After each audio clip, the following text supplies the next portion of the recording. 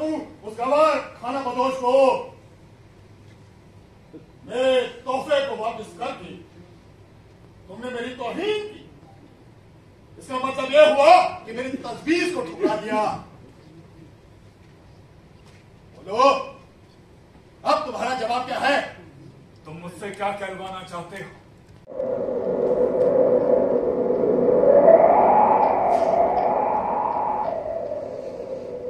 फातेह और मफतूल अलहदा हुए, अपना अपना रास्ता नापा और अपनी अपनी राह ली। नौफिल दस्तबरदार होता है, कैस वापिस अपने वीराने की तरफ चला जाता है। फतेह किसकी हुई, शिकस्त किसकी, और मुर्दे दफ्न होने के इंतजार में पड़े हुए। बाप और शहजादा खाली हाथ खुले अपने रास्ते लौट गए। किस्मत अपना रुख बदलती है, कैस को छोड़ देती है, लोगों से अलग वापस वीराने में उसके चरिंद परिंद साथियों के साथ। तन्हा है लेकिन बिल्कुल अकेला भी नहीं, दर्द में ही उसकी खुशी पनप रही है। एक नाम ही उसका साथी, उसी नाम को पुकारता रहता है जो उसके लिए जरो जवाब है।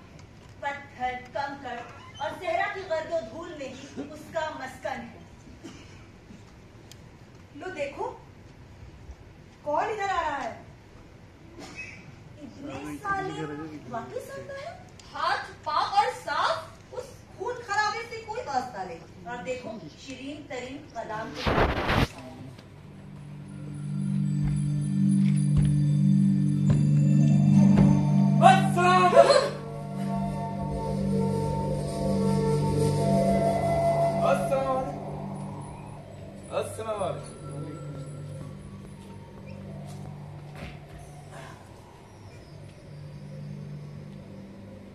हाँ, यहां जंग हुई थी।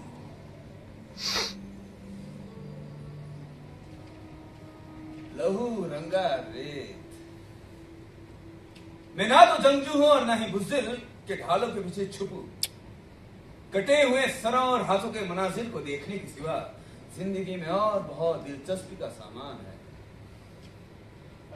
नहीं नहीं, इस किस्म के हंगामे मेरे लिए नहीं। छोटे लोग लड़ते हैं, शानो शौकत धुंधला जाती है। जब धूल बैठ जाती है तो गली की बिल्लियां बेहतर हरबा इस्तेमाल करती है, बर वक्त मोर्चा छोड़ देती है, वापस लौट जाती है।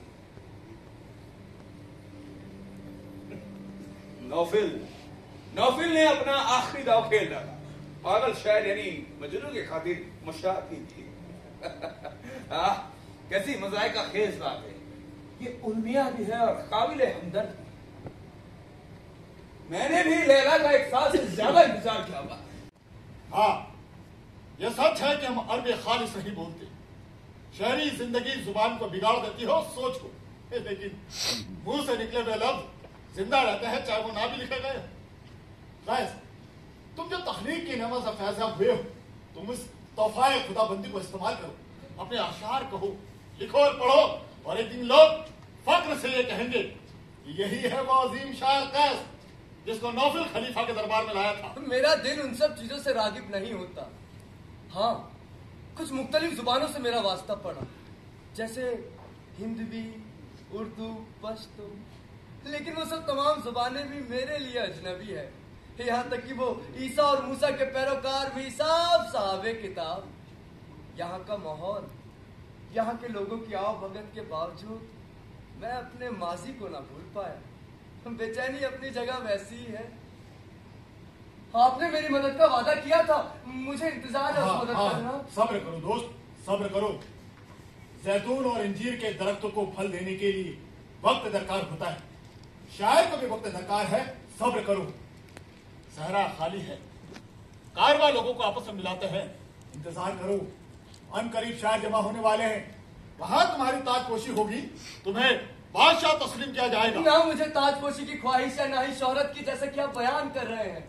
मैं पहाड़ियां, जंगल, सरसब्ज खेतों के मनासिर देख चुका हूँ। मैंने सूरज की तपिश। वो इधर आया ही नहीं। अरे मैंने 2 दिन पहले वापस कर दिया था। हाँ, 2 दिन पहले वापस कर दिया था। कैसी बात कर रहे हो यार मेरे दोस्त? वो जानवर तो इधर कहीं दिखाई नहीं दे रहा है। हाँ, आया ही नहीं इधर। कैसी बदनसीबी है। अल्लाह का करम, आखिर तुम्हारा कदा यहीं पर है। कैसी बातें करते हो मेरे दोस्त? मुझे तो कोई आवाज सुनाई नहीं दी। देखो, अहम काना बात मत करो। आवाजें बाज वक्त धोखा दे जाती हैं। हाँ, मेरे पास भी एक तोता था, कम वक्त कभी कभी डेचू डेचू भी करता है। हो सकता है ये हवा की आवाज हो, खजूर के पत्तों से गुजरती हुई या मिट्टी के तोड़ों को उड़ाती हुई, समझे? अल्लाह का करम, सुना तुम्हारा गधा यहीं पर है। वाकई मेरे दोस्त, तुम तो सच कह रहे हो, मेरे गधे तो यहीं पर है। वाकई मेरे दोस्त, तुम सच कह रहे हो, ये आवाज तो गधे की ही है और तुम यहाँ हो। अरे मेरे समझदार और अक्लमंद इंसान, एक गधे की आवाज पर इसको डरेंगे? अरे बूढ़े की बात पर शुभा करते हो। क्या मैं झूठ बोल रहा हूँ? क्या मैं झूठा हूँ? ये बताओ, तुमको गधे की आवाज पर यकीन है मेरी बात पर? गधे की मेरे दोस्त, पहले तो तुम इतने अहमक नहीं थे या वाकई में हो?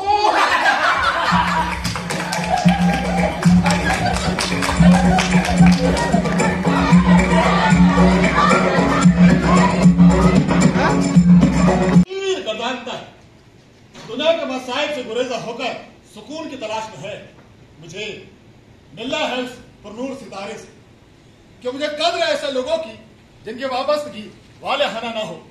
कुछ लोग अजमत, दौलत और शोहरत के लिए हाथ पांव मारते रहते हैं, या तेज दौड़ने वाले शिकार को तीर का निशाना बनाने का इरादा करते हैं, या बेकाबू जंगली गधों का पीछा करते हैं, या उड़ती हुई चिड़ियाओं का पीछा करते हैं। शिकार में खुद खेलता हूं, लेकिन इस वक्त मैं कैफ की कहानी सुनने आया। अगर वो शायर है तो मैं उसकी सुनूंगा, और शगुन अच्छे हैं। आज रात तारा टूटते हुए देखा, जो जरा सी देर के लिए भड़का और बुझ गया, बगैर किसी सफर के कहीं गायब हो गया।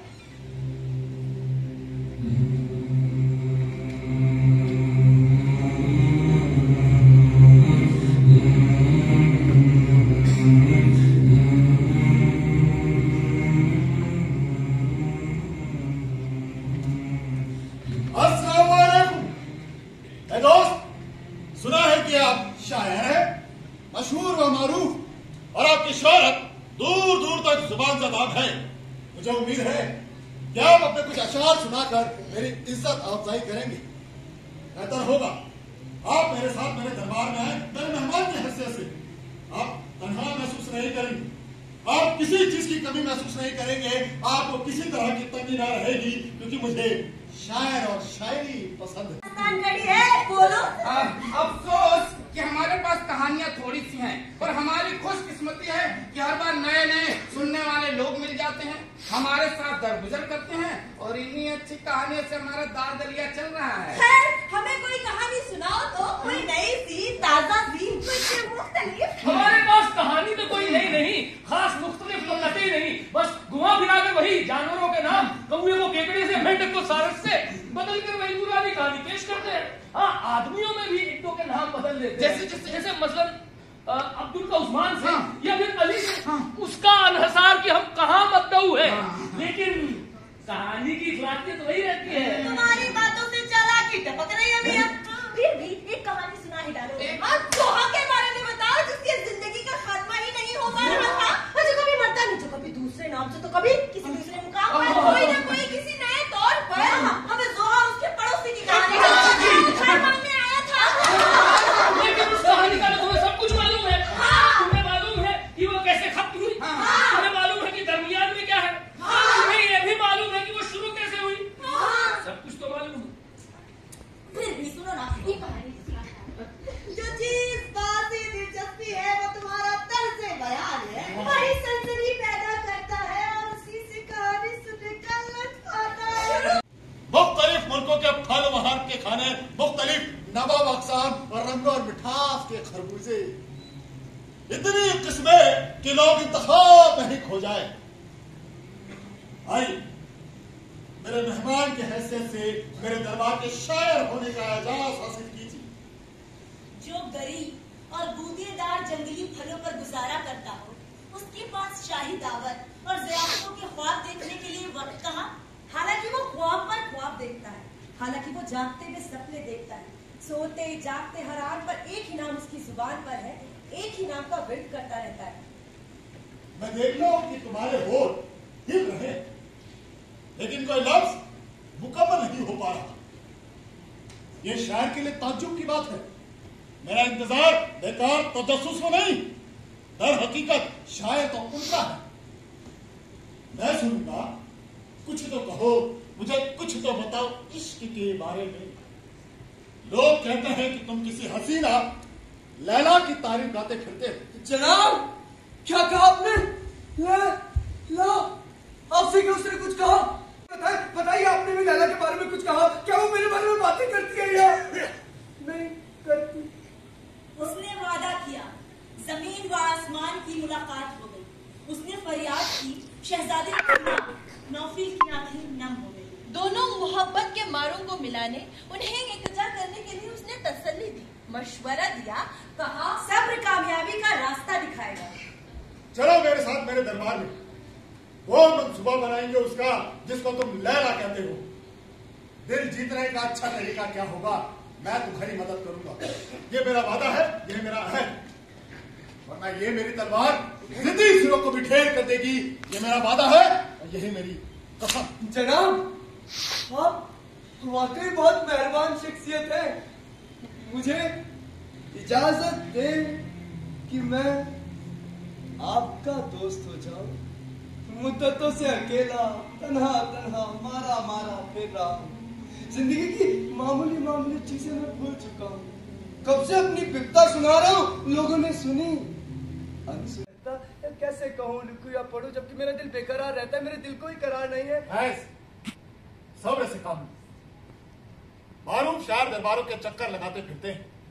तुम नेमत से माला माल हो अल्फाज और उसलूब की, यह सब